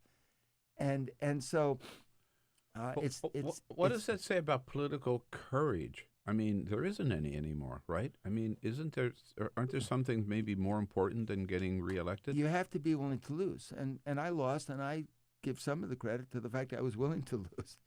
But, I lost. In fact, I just want to point out, as I recall, correct me if I'm wrong, you broke with your party and you voted against the impeachment of Bill Clinton. There were 4 of us, and I was one of the 4. But that was an act of courage. Well, I thought the impeachment. A rare act of courage. Well, hopefully not rare on my part, but no, I'm sorry. I felt the impeachable offenses weren't proven, and I thought the proven offenses weren't impeachable. And I thought if you're going after a president who lies, every president can be impeached because someone can interpret what they've said as a lie. And obviously it was lying to, government officials and so on. Now, did I think Bill Clinton should have resigned? Absolutely. I happen to think he raped Roderick. That's what I think. I think that the women who supported him were incredibly hypocritical, given they went after the Republican senator from, was it Oregon? Bob Packwood. Bob Packwood for his offense, which paled in comparison. Right. So, see, that's why when you say, am I a Republican? I'm a Republican because I don't know where to go. But I'll tell you this, I will eagerly support a third party, a third person in a presidential race. And I love what Maine has done with ranked choice voting. It worked. Ranked choice voting allows you, if there are 3 candidates or 4, to say who's your first choice, your second choice, your third choice, your fourth choice. And the congressman in Maine, the Republican, he got a majority, not of all the votes, but he got more than the Democratic candidate. But then when they went to see who everyone's second choice was, the Democratic candidate had more votes. Right. And he won. And that eliminates the whole concept of the spoiler. And if you can eliminate the fear that people think if they vote for the person they really want is the spoiler, they may end up voting for that person, and that person may get more votes than anyone else. I don't know. I know also in the city of San Francisco for the for mayor's race, they use ranked choice voting now, and I know Maine does. I forget other people. Well, are Maine experimenting. just started. Yeah. And the irony is the Democratic congressman. It gives people more choices, right? Is the most important thing. It gives them more choices, but what it does is it enables them to vote for the third party candidate and not feel like they are being a spoiler to the other candidate they want to win, because they can give that other candidate their second vote if their guy didn't get or woman didn't get. So in this context, maybe then you could explain what happened to Lindsey Graham. He represents South Carolina. Lindsey Graham. Doesn't he represent South Carolina? Yes. I just answered your question. Is he up for re-election 2 years from now? Yes. Yeah. That's it. It's hard to believe, though. Well, how could you go from being the best friend of John McCain to being overnight to being the best friend of Donald Trump? Don't get carried away. John McCain, in order to win in Arizona, was very quiet about Trump, and he was very quiet about other things that he didn't want people in his district to get unhappy with and prevent him from getting the nomination to be the senator. So he quieted down. Let me make this point to you, and I hope you can put it in some context. A president has to run a country, a governor has to run a state, a mayor has to run a city, and they can only play so many games because ultimately they got to run it. A legislator doesn't have to run anything. They have to appeal to enough special interests to get elected and not offend too many special interests to prevent them from getting reelected. I will tell you that when I supported vouchers in Washington, D.C., I lost the support of one of the biggest groups that had always supported me. My wife was a teacher. I remember after I supported that, I went into my office. They were meeting with me, the CEA, the NEA, and others, and they said, your support for vouchers means that we're going to actively work against you. And they did. And I foolishly said, I know that's the case. That's why it took me 3 years to do the right thing. But every year, there were signs on every school. Every year I was up for election, in the entrance to the school and the exit when you left, for my opponents for a 3-term. If I had not done that, I would have continued to have their support. So my point is this: even a legislator has to be careful. How many special interests are you going to take on? How many? Right. Yeah, if you want to stay there. That doesn't give an excuse for people supporting Donald Trump, but it gives you a sense. I got it. I want to ask you about a couple of issues that are in the news today that we haven't had a chance to talk about. We mentioned, as Peter said, that they're thinking of maybe renaming the street in front of the Saudi embassy here in Washington, D.C., Jamal Khashoggi Way. I love it. Now, but you got a president, the CIA says they've concluded that the Crown Prince of Saudi Arabia gave the orders to have him assassinated. And the president of the United States says, maybe he did, maybe he didn't, but it's outrageous. We have a lot of money on the stake here, and we cannot risk our relationship. It's outrageous. It's beyond out. I can't even tell you how I am so ashamed of what he's doing. And let me put it in this context So I'm a new member in '87. By the time George Bush Sr. gets elected, the Cold War ends. Lech Walesa addresses Congress. This is the Polish leader. Václav Havel, all in a like a 2-week span. When Lech Walesa addressed us, he said, "When I climbed over the chain link fence, he'd already been arrested once. I knew I would be arrested. I thought I might be tortured, and I thought I could even be killed." And he said, what gave me the strength to do it was I knew there was a place in this world, this beacon, where I would be, what I had done would be known and respected, appreciated, and championed. That's what he did. The United States of America. Yeah, and he specifically addressed Congress. Yeah. This body here. I felt so proud. I felt so proud that someone would risk their life based on what we thought of him in the United States. What's the message that he's given, with that Donald Trump's giving now? I am so ashamed of what he's done. His children are Americans. This man should be celebrated, loved, respected. And then think of his children in Saudi Arabia that were pulled before, fearing for their lives. Right. And I'll just make one other little point. I was speaking to a Kuwaiti friend who's very powerful in the government in Kuwait. And he said, "Congressman, this kind of stuff happens often in the Middle East, this kind of brutality." He said this isn't unusual in his world. It may not be publicized. Yeah. But shame on us. And similarly, in terms of the intelligence agencies, we saw in Helsinki where the president stands alongside of Vladimir Putin, and the 17 intelligence agencies have said that Russia clearly interfered in the 2016 election. They did. But Donald Trump in Helsinki says, hey, he's my buddy, and he denies it, just like MBS denies the Khashoggi connection. He denies it, so, I have to agree with him. Yeah. Again, what's the message? Well, I want to say I don't even think that's normal behavior. But I think the message for me is that Donald Trump never wanted to show his income taxes, how he earned his money, who saved him in bankruptcies, the Russians and the Saudis. So he's a compromised president. And who knows what we're going to find out. But I believe that our policy is based on his own personal business relationships and what things people have on him. Right. That's what I believe. I mean, that's what I believe. I can't prove it, but that's what I believe. But everything he does leads me to believe that. Yeah. Yeah.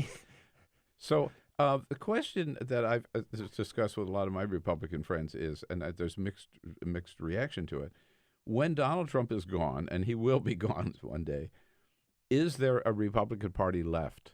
Does the Republican Party come back? Or is it now the party of Trump, and we'll never know the party that you represent? The first man I worked for, State Senator Peter Baer, Republican in California. I mean, if someone like John Kasich can take over the party and get nominated and so on, yeah. But the likelihood of that happening is 1 in 100. Whoa, that's not very hopeful. Well, maybe 1 in 50. So it has to be then a new third party? Let me just say, it all depends what Democrats do. Democrats have this golden opportunity. If they get into the impeachment game like we did, Republicans were on a roll with Bill Clinton. I went to Newt and said, Newt, I don't understand this. We're getting so much done with Bill Clinton, and now we're going after him. And for 2 years, nothing happened. Nothing happened. I think that was the beginning of the end of Republicans and Democrats talking. The Democrats were willing to support censure of the president on the floor of the House. They were willing to do that, and would have been bipartisan. Which would have been justified and a lot smarter. Yeah, because he was impeached, but he wasn't removed. Right. Right. And it put everybody, Republicans and Democrats, in a very difficult situation because it got people angry on both sides. Controversy is the enemy of the incumbent of either party. And we created this controversial item that had no solution, so nobody was satisfied. I mean, the people who didn't want him impeached were angry, and the people who wanted him impeached were angry he wasn't removed from office. Who was happy? Will there be a challenger to Donald Trump in 2020? Oh, gosh, I hope so. I hope so. Heck, I'd even want to challenge him. I mean, there you go. You heard it here first on the Bill Press Show. There will be some people who challenge him. And you mentioned John Kasich. Have you talked to him about it? John doesn't talk to me about those things. I'm really a good friend, but the answer to your question is he. I mean, think of the bravery of this man. The convention is in his own state, and he doesn't support the Republican candidate, and therefore doesn't go to the convention. Some people said he should have gone to the convention, but he thought that was almost an insult to both parties. So I think it was a huge act of bravery, and frankly, he still kept his popularity. I love the man. I love what he says. I love what he thinks. I used to be part of a small prayer group with him, with Sonny Bono as well, who is brilliant, who was absolutely a brilliant man and a real thinker. When the Republicans took over, Sonny went to Newt and said, "Newt, we were the most popular people in the country. You know, we couldn't go anywhere. And it's very enticing, and it distorts how you think and act. And you are now in that position. You know, after 40 years, you've led this takeover." And Newt didn't listen to him. But you know, when you sit and talk to John, and he doesn't make a big thing of it, when you ask him about it, what was it like for him to get a call that his father was killed by a drunk driver and his mother would die before the morning? And he is, you know, in Congress, he's driven by someone back home. And he said to me, "You know what it's like to go to a funeral and see two hearses and know it's your mother and father. Good who loved Lord. him dearly. One a postman, you know, the other a strong-willed woman." Yeah. Yeah. No, he's a beautiful man, and I would love it if he were president. There we go. It's great to visit with you after so many years. Yeah, I love being with you, Bill. Come back again. I will, anytime. Right. I'm not far away. Chris Shays, former Republican Congressman from Connecticut, and a good friend, and just scratch the surface of things we can talk about. And still a Republican, and he doesn't know why. That's right. Republican doesn't know. Someday we'll talk about maybe why the Democratic Party has more to offer. That's another conversation. Well, we'll see. All right. You know, they have a chance to prove it. You're right, absolutely. And I don't think they're going to screw it up. Well, I'm hopeful. I'm hopeful, too. All right. Chris Shays. When we come back, Daniella Gibbs-Leger joins us from Center for American Progress here on the Bill Press Show this Thursday, November 29. This is the Bill Press Show.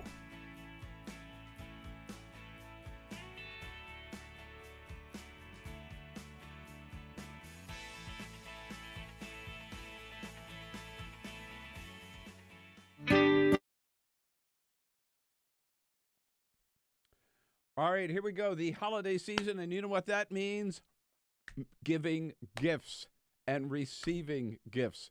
And we're calling on you to give the big gift of supporting Free Speech TV here at the end of the year pledge drive. Make it as generous as you can in the spirit of the season, and we will be happy to receive your help, and we need your help, and we count on your help. You know what it's all about? We tell you every day, Free Speech TV. This is the epicenter of the resistance, and we have come a long way since we started this resistance movement right after the November 2016 election, when we got stuck with the most incompetent, the most corrupt, and the dumbest president in our history. And we said, you know, we're not going to take this. We're going to fight back. The resistance starts right here on Free Speech TV. Answering Donald Trump's lies, telling the truth about what's really going on, letting the American people know how disastrous his policies are to this country. And we started that, and we've kept it going together, and we have made a great, great big difference in the last couple of years, leading up to a huge victory on Tuesday, November 6th. Where we not only picked up 40 seats now in the House of Representatives, but also 7 governorships, 7 state legislative chambers, flipping from red to blue, and 375 legislative seats. in states across the country, even in a lot of the red states, flipping from red to blue. So the resistance has been hugely successful, and now we've got to keep it going. And you can do that by helping, as you've done over the last couple of years, helping keep Free Speech TV going, because we have this unusual partnership. No government money, no corporate money, no Koch brothers money. It's just you and us. We live and we broadcast entirely thanks to the generosity of our viewers across the country. So please, once again, step up to the plate and be part of the Free Speech TV resistance team. You know how to do so. Pick up the phone today. Get it out of the way. Just don't wait until the end of the pledge drive. Get it out of the way. Do it today on the first day. Let's get off to a great big start here. At least a couple of $1,000 today from the Bill Press Show for Free Speech TV. You can do so picking up the phone and calling 877-378-8669, 877-378-8669, or you can go online. That may be even easier for you. Go to freespeech.org/donate. It is so important. I mean, this country would be going to hell in a handbasket if we're not for the resistance. We are the resistance. We keep it going. You are part of it at Free Speech TV. Make your pledge today as generously as you can, and we thank you.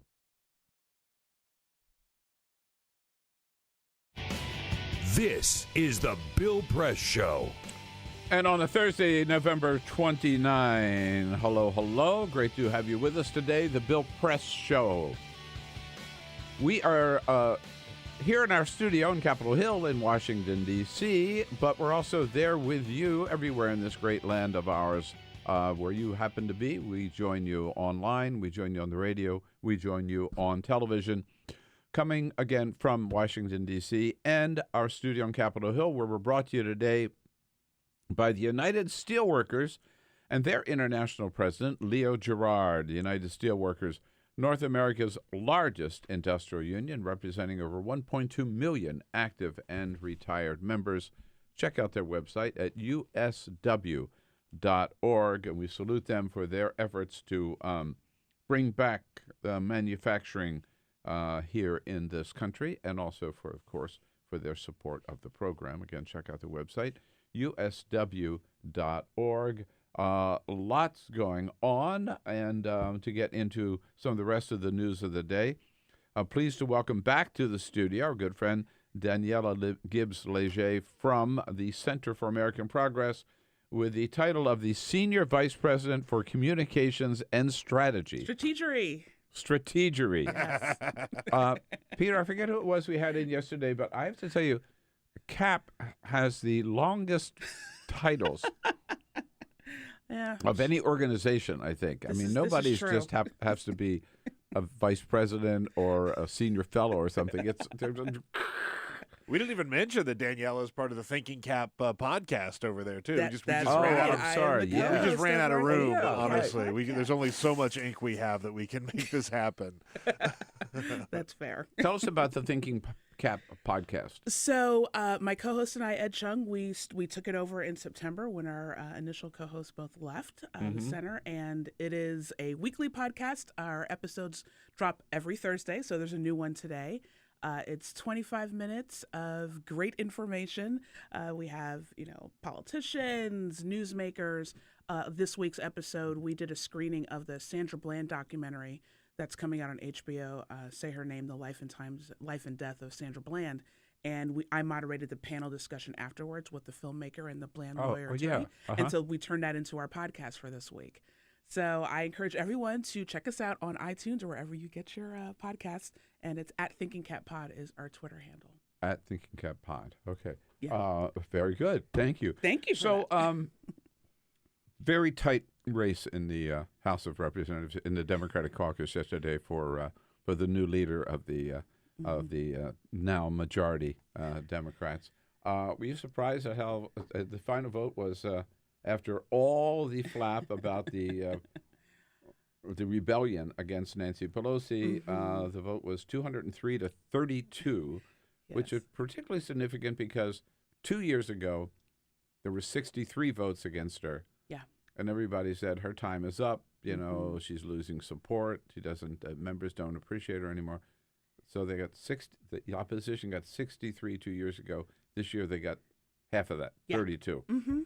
You know, what's it say? What's it tell you? It says that when Omar from The Wire said, "When you come at the king, you best not miss," like that applies to Nancy Pelosi.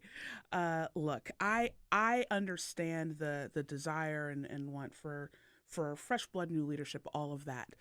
But we all do. Yeah, right? we all get that. But as somebody else said, you know, when you have a winning quarterback who wins the Super Bowl and, you know, routs your opponent by, let's say, 40 points or so, you don't, you know, then fire that quarterback. And it just, there's a lot of stuff that's sort of wrapped into that. I think some of it's sexism, ageism, whatever. But you can't deny that she is a successful and effective House leader. I mean, just look at how the problems that Paul Ryan and John Boehner had. And she, quite frankly, just doesn't have those issues because she knows how to run that caucus.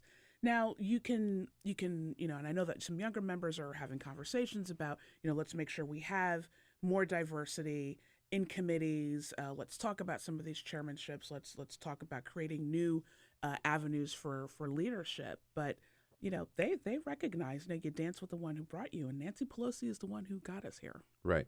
There was another race yesterday, a lot closer, for head of the Democratic caucus. It was a race between Hakeem Jeffries of New York and Barbara Lee from California, both progressives, both very effective. I mean, Barbara Lee's been around longer, but Hakeem Jeffries also already made a mark. He's 48. She's 72. He won with very close, 123 to 113. Yeah. This is one case where a younger generation leader from that younger generation in the Congress, and anything bad about Barbara at all. I mean, she's been my friend forever. She's great. She's she would have been dynamite there. Love her. But I think she was. That was the one race where people said, okay, this time we have to have somebody younger. Yeah, I think she was sort of the collateral damage, if you will, from the brouhaha around Nancy. Yeah. Right. But either one of them, like you said, would have been great in this role. And now they have there's still some other leadership positions, so it's not all settled, but clearly. So we go to January 3rd, which is the ultimate vote, where every member of Congress has to vote for person speaker. I mean, and I know there are a lot of stories this morning about, still not sure that Nancy Pelosi is going to get it. I mean, right? It's like they're searching for a story here. She'll be the next speaker She's of the House. She's going to be the next speaker. Like, we're done here. Like, let's move on and talk about something else. I mean, all these new members, the first thing they're going to do is not elect a Republican as the Speaker of the House. Of course not. No, it's ridiculous. And again, it's one of those, they want to find these stories where it's like, oh, well, look, Democrats, like, is this like analogous to the Tea Party, and is there going to be friction, and we'll see what happens, but I don't think that these are two analogous cases at all. All right, before we get too much further into the other stories of the day, I do have to ask you about the most important story of the day, the one that everybody is really talking about. And, of course, we're talking about the red trees at the White House. Oh, my God. So in case you haven't seen this, right? Oh, I've seen it. I've been to the White House so many times for Christmas parties under brag. several presidents. and the decorations at the White House are incredible. Oh, they're so beautiful. Yeah, absolutely. And even as a member of the public, you can go in during the day and go through it. And the First Lady is always in charge of that. Yes. And the first thing, so you go in the East Wing of the White House and you go through the East Wing into the West Wing. And the East Wing of the White House is that long corridor. Yep. That's the first thing you see. And with First Lady Melania Trump, what you see are like 20 or so Christmas trees, all red. Just blood red. I don't not mean to sound decorated, but I don't mean to sound catty. It looks like a horror movie. It does. It looks like it's The Shining. It's a hall full of red trees, and she's walking down. They put on the video of all of them, and she's walking down through all the trees with her cape on. And honest to God, So it's horrifying. It is terrifying. If I could show you on my iPhone, I was in New York last weekend, and we were down in the meatpacking area at the Whitney Museum. Anyhow, and I suddenly saw this place. I don't even still yet know what it was, but it was this open space, and they had Christmas trees in there. And I took a picture because they were all colored, all so ugly, and they were red and they were orange and it was ugly, and I took it just how tacky can you get, and then and then you find out you can even get tackier at the White House. At the White House right? of all places. But Melania was asked about it yesterday, and she says, "Oh, this is beautiful." We are in 21st century and everybody has a different taste. I think they look fantastic. Yeah. I mean, I'm sorry. I'm sorry. I don't want to necessarily criticize her taste, but this is a woman who lives in Trump Tower with that decoration and it doesn't throw up every single day. I used to have friends who had the fake tree. I'm a fake tree guy. We've talked about this. But I used to have friends that had the fake tree that were white, had the fake snow looking thing. And that's not, I thought that was a little tacky. But compared to red trees, it's terrible. I mean, I had a fake silver tree. That was my first Christmas tree that I remember growing up. Yeah. And then we upgraded to the fake green tree. Yeah. And then we upgraded to the real tree. Yeah. But I love that little silver tree. But the whole hallway of red, like I said, it's like The Shining. The people did The Handmaid's Tale. Somebody did a bunch of Gritties, which was hilarious. Gritty is so disturbing. Gritty is good. Okay. Yeah. Well, let's go from first lady to first daughter. So Ivanka Trump, you would think that, so she claims that she comes into the White House as an advisor to her father and has no idea that you're not allowed to use your private email server for government emails. If only somebody... what planet was she living on? If only somebody had ran an entire campaign talking about emails and locking people up, maybe she would have remembered that this is something that she shouldn't do. The hypocrisy with this administration, with this family, it boils me. It makes me so angry. And they just, she just sort of walks around and speaks in that voice that really gets under my skin. I didn't realize, and I've done nothing wrong. And it's okay, well then release all of your emails and make them public, because that's what Hillary did. And also Hillary did nothing wrong either. If we're gonna compare the two of them, but it's just ridiculous. There's a set of rules for the Trumps and a set of rules for everybody else, and they just flaunt it because they know no Republicans are ever going to hold them to account. Right. So she did this interview on ABC the other night where she did say there's no equivalency between what I did and what Hillary did. They're all stored on the White House system. So everything has been preserved, everything's been archived. There just is no equivalency between the two things. Well, how do we know that, right? Exactly. So her lawyer says, I looked at them and there's nothing there that has to do with anything important, right? Right. And also, White House emails are not subject to FOIA. So... yeah, we're just going to take you at your word, Ivanka? That's what she's saying. Yeah. Interesting, too, because she was supposed to be the one, remember in the beginning, the word was that there's going to be that guardian angel, right? That conscience, voice of conscience in Donald Trump's ear. Right. To speak out on issues and to be there as an independent voice. She was asked about that in the same interview. Why haven't we heard from you? I wasn't elected, so my perspective and opinion is not as relevant. What's relevant is the policies of the White House. Boy, how's that for her? I wasn't elected, so therefore I don't have to say anything at all, right? Exactly. That is. And the fact is, she has not fulfilled that role. I mean, when they were taking kids away from their parents at the border, right? Putting kids in cages. This woman who was supposed to be there to represent women's issues, among other things. Yeah. When they're firing tear gas cannoners at kids across the border. Yeah.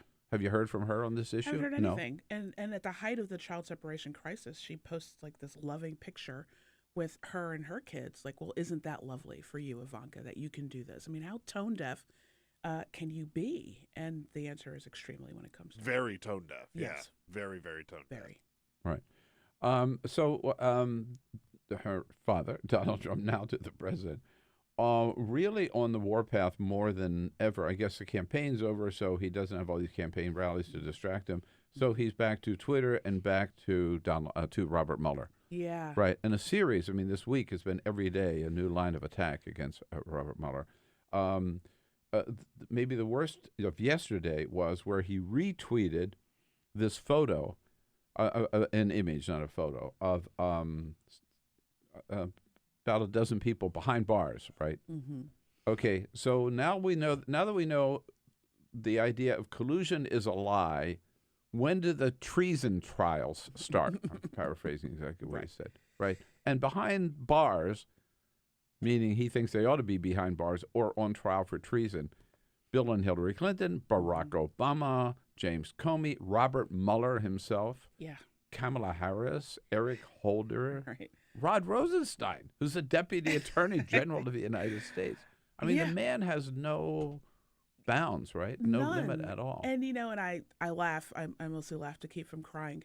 I mean, part of it is funny, but it's so... He has so broken the norms of what it means to be the president of the United States. And if you had said, 6 years ago that somebody, not necessarily Donald Trump, but somebody would do this type of thing as a president, I would say that's not possible, because people would see that as insane and not appropriate, and somebody would stop it. But here we are 2 years in, and it just keeps getting worse and worse. And I just... I hope that he doesn't break it so much that we're just damaged and our politics are just going to be broken from here on out in a way that's like worse than like the usual partisan bickering. But I don't know. I'm really worried about the fate of this country. It does raise the question about whether this is a new norm. Right. God forbid. Yeah. It certainly feels like it, right? It does. Yeah. When you see, and I just talked about this with former Congressman Shays, when you see the appalling silence on the part of Republicans about anything that Donald Trump says or does. Right. That they've basically surrendered to him. He's taken over the Republican Party. It's now the Trump Party. And they didn't even put up a good fight, I mean... Now, all in the name of, they want to get their tax cuts through and, their judges. Deregulation and their judges. So they will hold their nose. They will, support him behind closed doors and all of that to further their agenda. And it's really disgusting. Right. And the other thing that Donald Trump did yesterday was he told the New York Post in a one-on-one interview in the Oval Office, when they asked him about, would you consider pardoning Paul Manafort, said, yeah, of course. Why would I not? Right. Yeah. Why would I take it off the table, right? Right. And I think people need to remember that the presidential pardon's not like some absolute power that he has. If I recall correctly, like part of the issue with Nixon was that he was also talking about this to even a less brazen extent than Donald Trump does. So he doesn't just have the right to pardon whoever he wants at any time. And, Robert Mueller, this guy keeps his head down. He's just doing his work methodically. And I'm sure he's took note of that interview as well and is just putting it in his notebook and adding it to his files. Jeff Toobin, a good friend of mine and legal analyst on CNN last night, talked about from a legal point of view, so here you have a special counsel appointed by the Deputy Attorney General of the United States conducting a criminal investigation of the President of the United States, and the President is suggesting that he would pardon one of the chief witnesses against him. What message is that sending? Jeff Toobin saying from a legal point of view, it's just so far over the line. This is egregiously inappropriate behavior on the part of the president. It is all but an encouragement to tell to Paul Manafort to stop cooperating, to don't get involved with Mueller, to take your punishment. I will take care of you later. It's egregiously wrong, but is it something that will lead to impeachment? I don't think so. That's the I mean, that's the message, right? Mm-hmm. Yeah.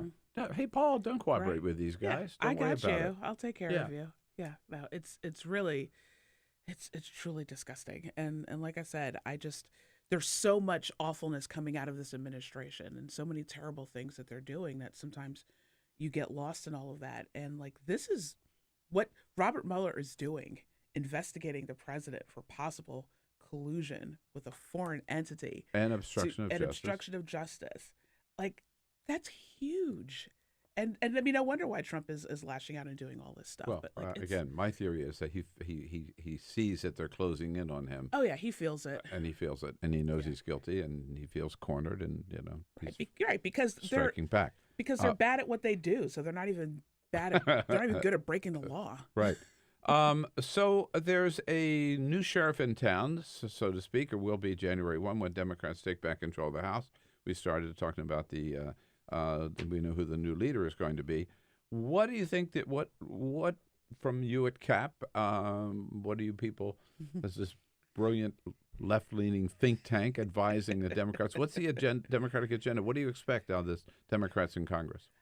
Well, for one, there will be oversight, obviously, that's been lacking for the last 2 years. And, something that my boss, Neer Tandon, mentioned a couple weeks ago after the election was, oversight in a way that directly relates to people. So I don't think Democrats will fall into like the trap that Republicans did and just hold meaningless hearings. Like, they're going to hold hearings about things that actually impact the American people's lives and egregious illegal things that are happening.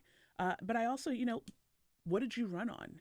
You ran on, bringing, good governance back to D.C. You ran on, reforming the way politics are done. So I am hopeful and expecting that there will be some sort of ethics package coming out, in the first couple of days of the new Congress to show we are different. Like, you elected us to be different, and here you go. Here's a set of reforms to change how we do business. So it's not, just that, you come into Congress and you're just doing the bidding of your wealthy donors. All the stories that I've seen about, Democrats could go too far, they could abuse their power and everything. These people, again, underestimate Nancy Pelosi. Exactly. On her leadership. They She's not going to really let do. that happen. Yeah. I meant to get this in earlier. I hate to rush it at the very end, but I have to get this out. So I learned something yesterday that just scared the crap out of me. Uh-oh. So, Chuck Grassley is moving from Judiciary to be the new chairman of the Senate Finance Committee, which means the next chairman of the Senate Judiciary Committee is going to be Lindsey Graham. Oh, God. Imagine that after that performance at the Kavanaugh hearing. And Senator Graham said they're going to be holding hearings in the Judiciary Committee. I kid you not. And he mentioned two things that they're definitely going to hold hearings on in the Senate Judiciary Committee. Are you ready for this? I'm ready. Hillary Clinton's emails and the Steele dossier, the Christopher Steele dossier. I'm pissed. Yeah. There he is. There's Lindsey. There's Lindsey. I'm pissed. I'm pissed. Right. Yeah. Can you believe? The Senate Judiciary is going to go back and hold more hearings on Hillary Clinton's emails and more hearings on the Steele dossier. You know what? A pox on Lindsey Graham. Yeah, like, absolutely. I don't know what happened to that man in the past couple of years and what Donald Trump has on him or what, but the 180 that he has done and just unbelievable. It really is unbelievable. All right. Hey, Daniella, thanks so much for coming in. Don't forget it's AmericanProgress.org, right? That's right. Thanks for coming in. Happy holidays. All right. You. All right. This is the Bill Press Show.